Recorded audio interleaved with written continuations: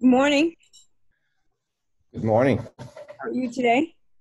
I am doing well. Uh, Good day so far. Very good. Um, so may I please ask you to tell us your name and share a little bit about yourself so that we can get to know you? Anything you feel comfortable sharing. Okay. I'm Carl McMillon. Um, I'm a father, two daughters, been an IT professional for over 40 years. And I don't know. I think that's a place to start. Okay. So I'm going to start by asking you a couple of questions. Your father was an amazing man, and I'm sorry that he's no longer with us. But can you talk a Mhm. little bit about Mr. McMillan? Yeah, so my father, as you said, he was an amazing man. Um, he his history is, he lost both his parents within months of each other when he was 9 years old. He was born in Alabama. Upon losing his parents, he and his brothers relocated to New Jersey, Matawan, New Jersey. Grew up there. Um, Came to North Carolina Central in the 40s or in the 30s, actually. So he had been surrounded by people. He and all his brothers got college degrees. While he was at North Carolina College, then he was drafted in the military. Um, he actually achieved the rank of captain during World War II for an African American, a black soldier back then. That's pretty amazing accomplishment. I think of my father, he's humble, didn't like to be out front at all, always listen quietly, but very focused on getting things done.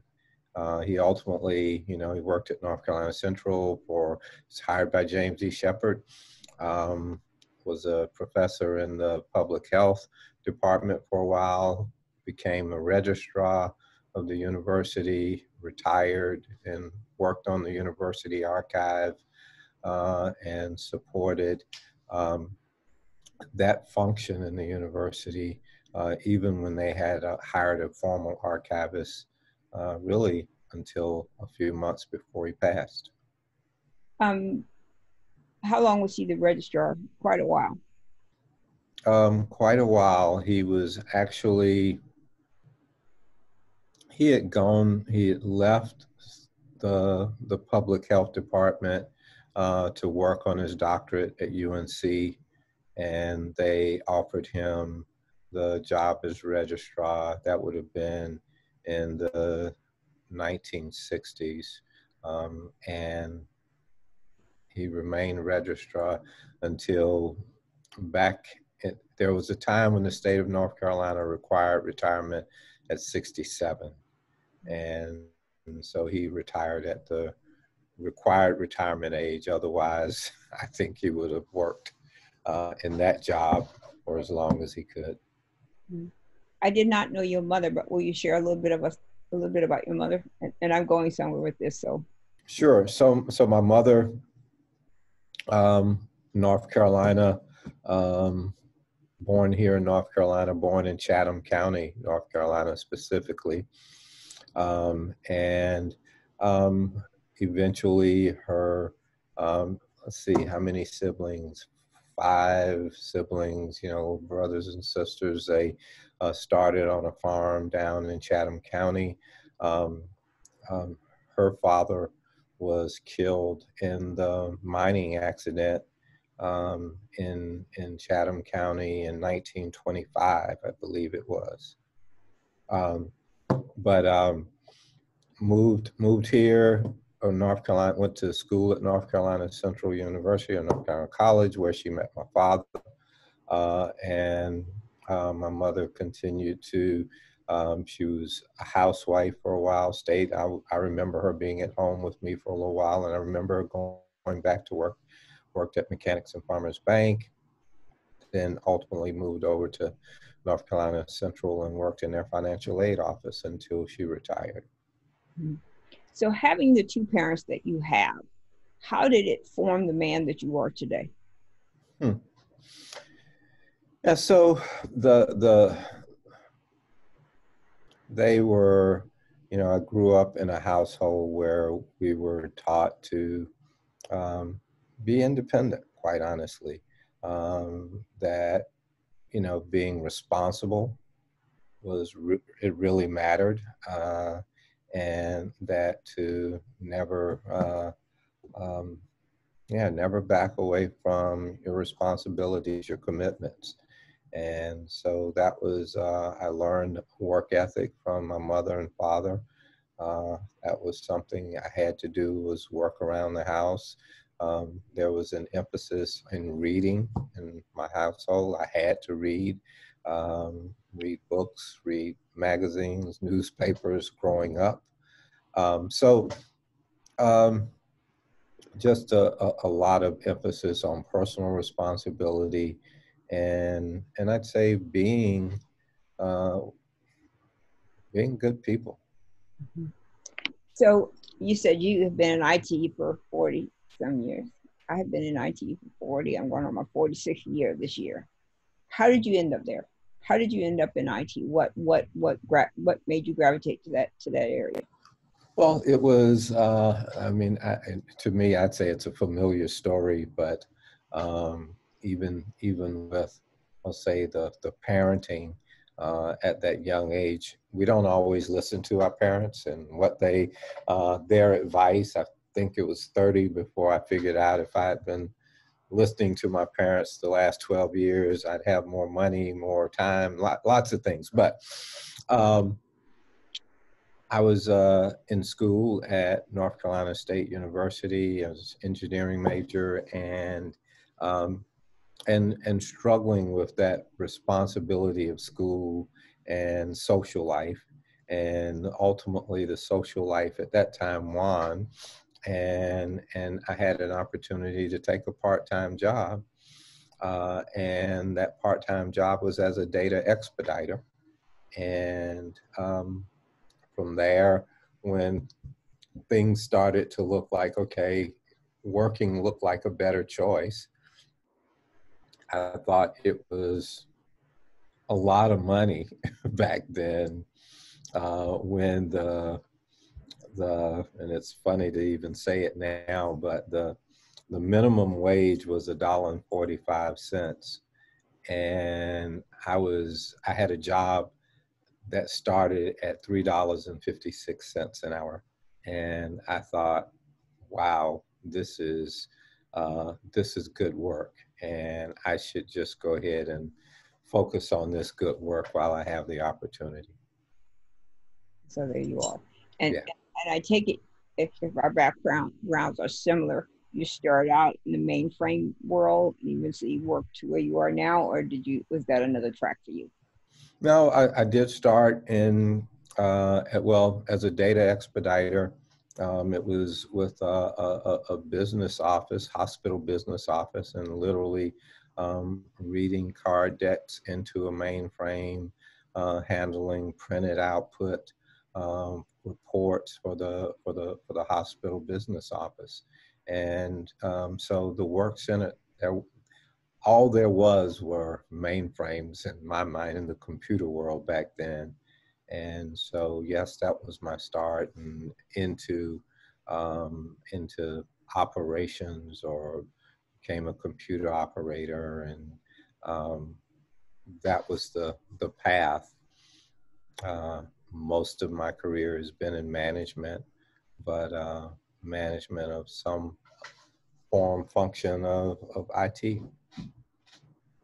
Our career is almost exactly the same, except for I work for a for-profit company. And after I became a computer operator, I became a programmer, then a network designer, and a project manager, then infrastructure manager, and then a manager. And I've been a manager ever since. So I probably was a manager probably in early 1980s. Okay. Yeah. Yeah. So there's actually a lot of commonalities. So the reason why I asked that question was because, so going back that far, so for me, mine was the mid 70s. Um, what was your experience in that field as a Black man? I mean, what was it like for you as a Black man? And I'm not asking you to name names or anything, but just, did you find that you were accepted and welcomed and supported, and you were able to given opportunities to grow and advance within the places where you worked? Yeah, it was, it was interesting that, so the people, certainly all management was white when I started. There was uh, a fair number of Black employees that were a part of that team, but it was a mix. Uh, I think in the 70s in Durham, um, that and Duke University, that there was, um, I don't want to make it sound like it was this great environment, but there was, I'll even use the word, a tolerance, an expectation that there would be some diversity. And so was I accepted? I think I felt accepted because I was good, quite honestly. I made a point of being good at my job, at my responsibility. And so my skills made it easy for me to be accepted. Um, So, as a manager, for as long as you've been a manager, have you experienced pushback or resistance from the people that report to you because of the color of your skin? Oh, absolutely. I have, as a manager, never shied away from, I'll say, hiring people that I thought were smarter than I was. As a matter of fact, those are the people I wanted to attract to my team. Bright people, motivated, who were going to be a big contribution. And there was more than one occasion where um, they felt like they should be the boss, or they should have my job. And so I can, recall at least a couple of employees that ultimately it led to their dismissal because they were unwilling to follow instruction, to be managed. uh, and I think the color of my skin had a lot to do with that. You can say it was, yeah, you're bright, okay, but being smart doesn't mean you're immediately going to be a contribution. Unfortunately, some of the smartest people I've had work for me have been the most challenging to manage, and were not really good team players. Yeah. I often say, if being a manager would be so easy if you didn't have to manage people. Well, there you go. Okay. So, from childhood to today, have you ever been called the N word? Yes, I have. Um, Middle school, it's called middle school now, junior high school, uh, seventh grade. I attended a school that was predominantly, so my elementary school was all Black. Uh, and we had school choice, and my parents chose a school for me. It was a new school in Durham. At the time, it was actually Rogers Her. But seventh grade actually had someone in one of white student in one of my classes call me the N word. Is that the only time? Uh, in my face, no. There were probably a couple of other instances, but honestly, not a lot of in my face. Uh, call me the N word. How did you feel and how did you react each time you were called that? My reaction, I was angry. In I'll be honest, that first time I wasn't really sure how to deal with it. It was surprising because it was not something I had been exposed to before, and it wasn't the first time I'd been around, I'll say, white students, but just angry and made it clear to the student that, you know, you don't call me that. And it, I'll say, drew a line in the sand with regard to our relationship. Mhm. And so I'm assuming the fact that you knew to tell that person not to call you that, somewhere in your household you were taught what that word was and what it meant. Um, yeah, and I can't say specifically I remember conversations about it, but I think I was also, by seventh grade, um, I'd done enough reading and learning to know that, yeah, that's a confrontational word. It's um, you know, you're degrading me. You're not treating me. You're treating me as something. To me, it's kind of you're better than me. And so I had learned certainly what that word, how it was used, what it meant. Mhm. So in IT for like 685 years, all kinds of management experience, all of this. Are you where you're supposed to be in the IT structure? You know, have you been promoted and had the opportunity to be, you know, you said you were very good at what you do, you know, and all that. Are you where you're supposed to be? Yeah, uh, a challenging question because I'll say I'll take the responsibility for where I'm supposed to be. I mean, I've certainly accepted and worked in the role I'm currently in. Have I, you know, missed on opportunities along the way?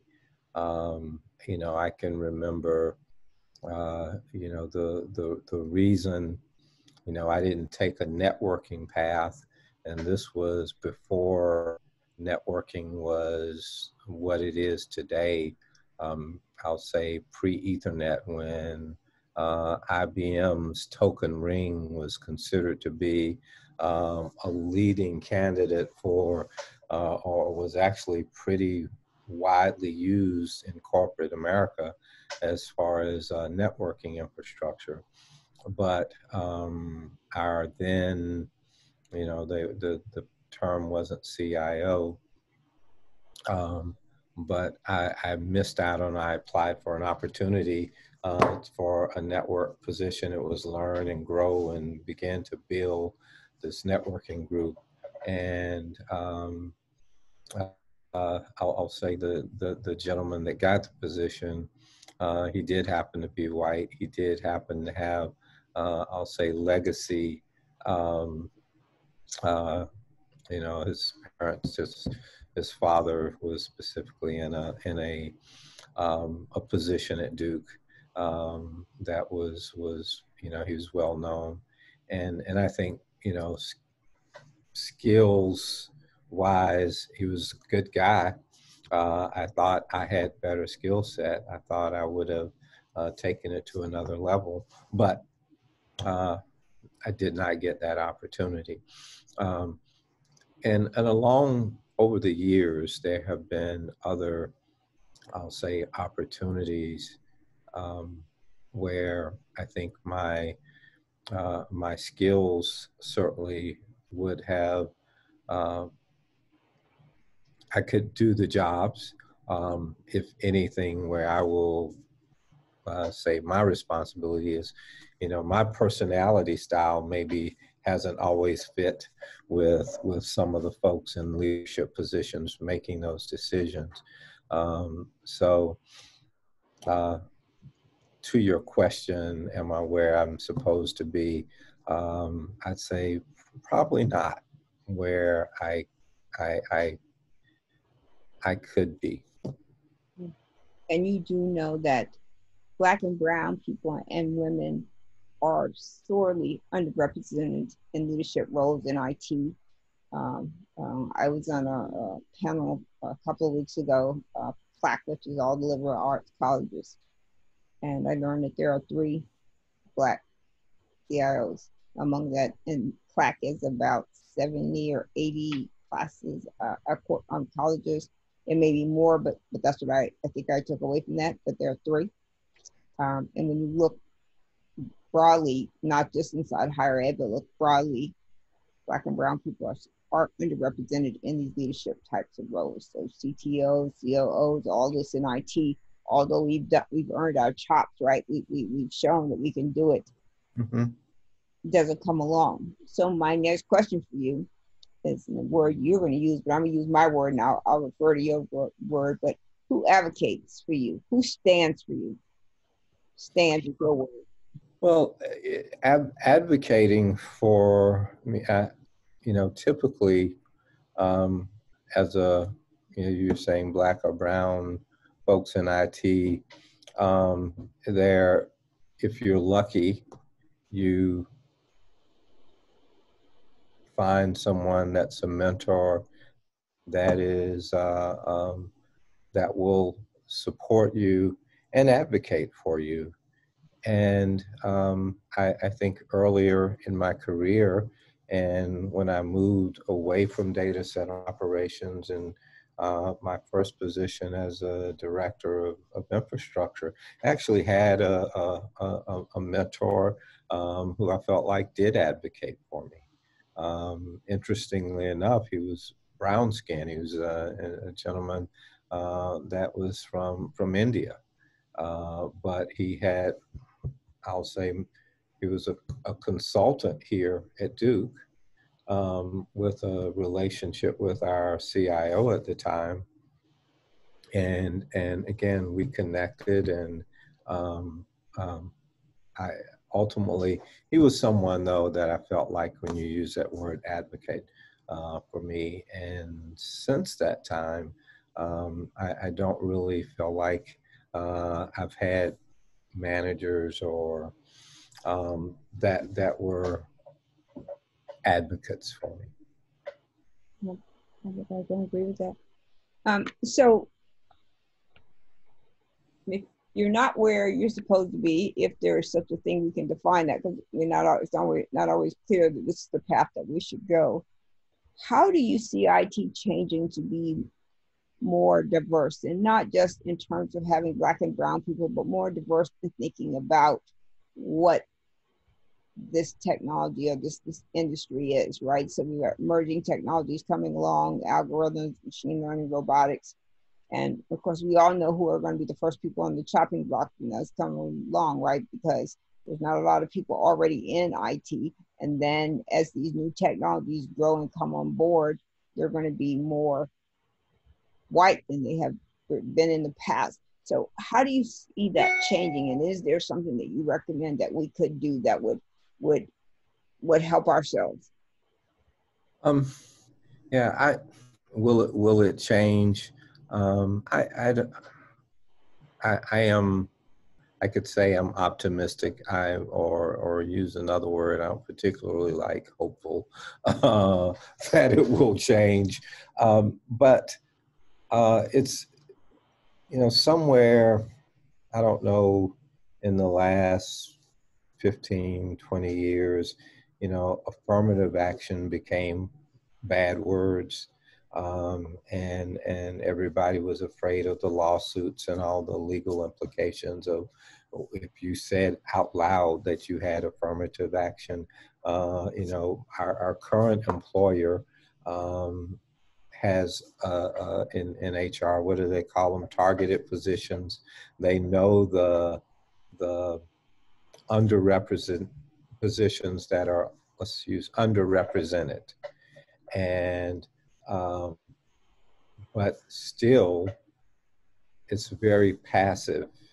there's a passive relationship with it. I almost think of the NFL and their, you know, if you, you know, you get, they were talking about getting bonus points for, or draft picks if you know, hire a black GM or head coach or whatever. It seems kind of crazy to me, but if it's great to have targeted positions, but if by the time they get down to the hiring unit, it's completely watered down and there is no real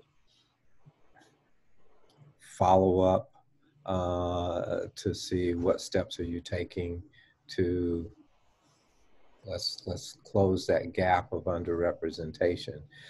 So it has to be something active. There has to be something that is going to, and I'm all for hiring people who are qualified for the role. Let's not give away positions. It really is. But in 2020, there are so many qualified and excellent people of you know, underrepresented populations that could fill these roles. I think the key thing going forward, really a key thing, is, you know, these programs. I see Code Plus, the Black Girls Code, all of these things that we really have to start with our youth and begin to build that skill set.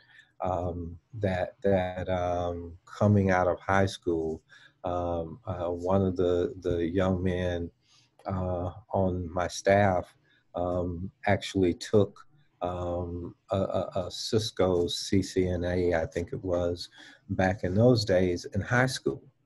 So coming out of high school, he literally just needed to take the test. He didn't know what it was. He didn't take the test. But I would like to see those things, you know, in our communities where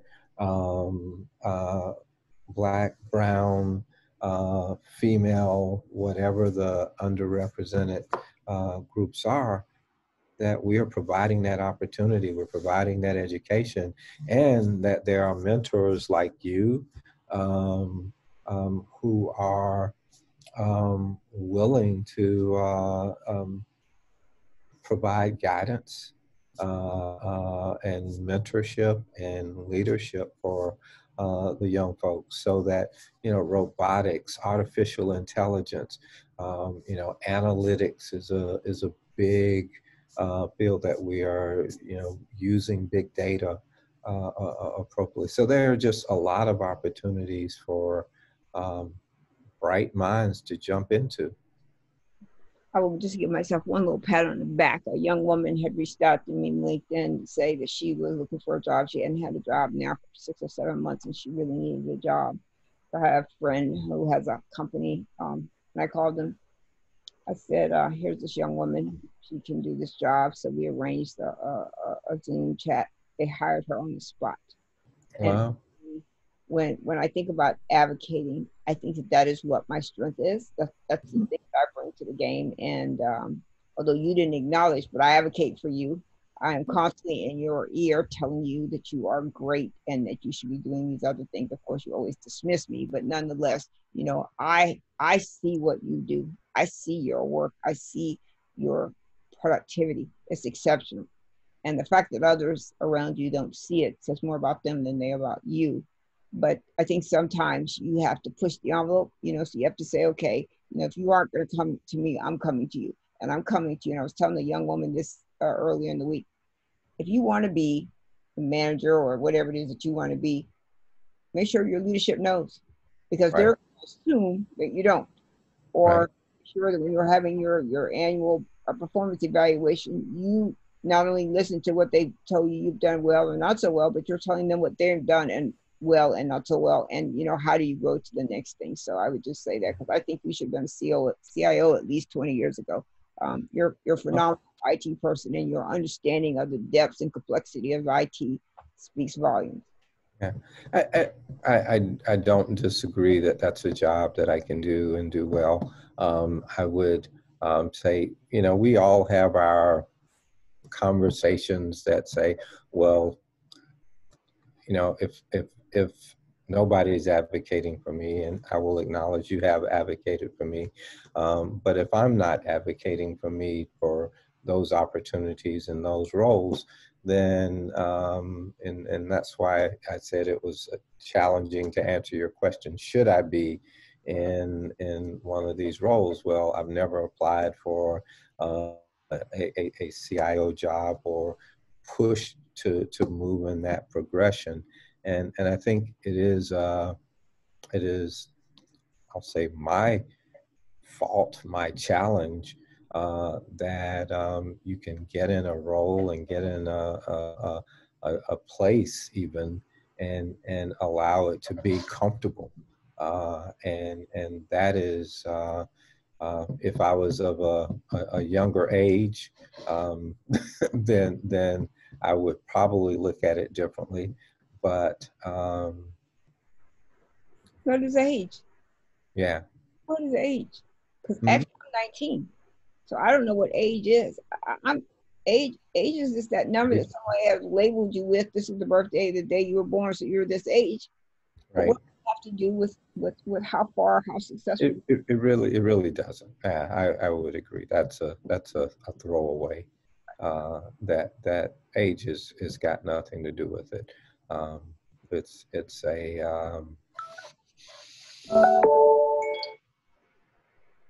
it's I think ultimately it comes down to a mindset of where am I and what's next, and what am I willing to do to create those opportunities. Yeah. We don't have very much time, but I want to get a Okay. couple of questions. First, I want to ask you: did you see the video of Mr. Floyd's death? Yes, unfortunately, I did see that video. What was your reaction? What did you feel? What did you think? Outrage, anger. It was an execution on TV by a police officer. It was arrogance. It was the look on the face. To me, that's how I felt. He was arrogantly looking in the camera saying, I'm going to kill this man. What can you do about it? So his death has sparked, I guess, a new movement, or at least some progress in the race, diversity, and gender domains. Why? Because Um, black and brown men have been dying. Castile, Eric Garner. You can go back. You can even go back to slavery, all the yeah. time. I think again that it was so outrageous that for 8 minutes and 46 seconds, this man kept his knee on this man's neck. And it was it was just out there for everybody. I don't care what you're, black, brown, police officers, you know, everybody just saw that it was outrageous. And I think it just clicked for a lot of people that this is still happening. It came on the heels of the gentleman in Georgia, who was shot by the ex-police officer and his son. That there is, and I'll call it, systemic execution of Black people, people of color, by authorities. And it's an interesting dilemma if you look historically, where and it goes back to me to the time of slavery, where white men have felt empowered to enforce whatever they believe is their justice on Black people. Yeah. And Go ahead. I'm sorry. no, and it's just it's been allowed to happen. They get away with it. So to me, it just keeps repeating. The cycle repeats. Yeah. I would say probably like you and I in our career, what we recognize as law enforcement officers or police officers began as a slave patrol. And much of the logic and the understanding of their thoughts about policing still resonates in that space. I mean, because you saw on television, hopefully earlier the week, a black woman and her two children were put face down on the concrete because they thought she had the wrong license plate. You know, another black man, you know, had dogs bite him because Mm-hmm. whatever the logic is that they use, they did it. So this is not like this is new. And I think because if this is like, this is our training, this is our work, we understand IT, we do this, so we do this well. For people who evolved from slave patrols to police officers, they understand their work and they do it well. And so their thoughts have always been black and brown people are dangerous, threatening, and we almost always are committing a crime. Yeah. Yeah. Well, I think it goes, you know, beyond, unfortunately, the people that are threats and committing a crime, but the fact that they use the color of our skin as an indication of you're a threat, you're committing a crime. It has nothing to do with who we are as people or what action or what we're doing in that moment. Yeah. So we have about 4 minutes, and as I said, when this is done, I'm going to convert it and send it to you so you can look at it and tell me when I can upload it. So I want to talk about something else. So in 2014, I believe it was, you enrolled me in training called Legacy. Can you talk about that a little bit? And not, you know, whatever you feel comfortable talking, but can you talk about Legacy and what the purpose of Legacy is? So the organization is World Legacy, is the name of the organization today, and they provide a curriculum of training. It is training that really is to support people in, I'll say, living your best life. What are the things that are important to you, and who do you need to be in order to achieve those accomplishments. It is work that is through experiential learning. So it's not sit in a classroom and somebody talks to you and writes on a board. It is really through doing exercises that support you in, I'll say, integrating the learning into who you are so that you can go out in your life day to day and apply that learning. So it is the programs, there's foundation program that's called Breakthrough One and Breakthrough Two, and followed on by a leadership program. And Breakthrough One and Breakthrough Two are just really building a foundation. Leadership is about applying it in your life, and going out and doing the work, creating a 90-day roadmap that says, here are some extraordinary things that I want to accomplish in my life, not my to-do list, but things that will require me to stretch and grow, to accomplish them, and to have coaching to really support you in creating that. So if I want, well, I don't think I can enroll again, but if I want, how are people able to enroll, and what is the time commitment for this program? I'm assuming it's not a long program. It is, I'll say the program, the basic program is spread out over 4 months. Breakthrough One is 5 days. Breakthrough Two is 5 days. There may be a 6th day in there. The actual class time is 5 days, or the workshop time is 5 days. There's an evening event. But I'd say over a 4-month period, leadership is 90 days. And it's weekends, 3 or 4 weekends over that 90 days where you come together as a team. Say what's interesting, there's now a virtual learning opportunity there, and the next virtual workshop starts September the 24th, where it's experiential work that you're really able to do with a team of people sitting at your desk or wherever you are, But there's a website called worldlegacy.com, one word, world legacy, one word, .com. And it is one of those things. And 919-678-6000 that you can call that phone number and tell somebody you'd like to know more about the training and the workshops, and they will take it from there. Thank you very much. That was very, very helpful. I will say that I learned a lot, and once I have completed the program, I've been able to apply it to certain parts of my life. So I do see the value of it. So thank you for enrolling me and helping me go through that. And I suggest anyone who is trying to have their best self consider, the program. Absolutely. So thank you so much for chatting with me. It's always good to see you.